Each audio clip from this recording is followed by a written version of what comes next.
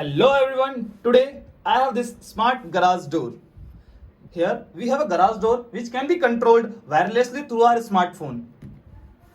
In this project, we are using a ESP32 microcontroller. As you can see, I have this main microcontroller and the whole circuit setup and two servos to control the movement of this door.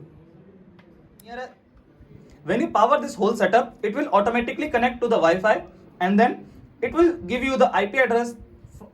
You can get it from the admin panel of the router. You can use any browser and then search the IP address. Now you will get this interface. That's all, we are ready.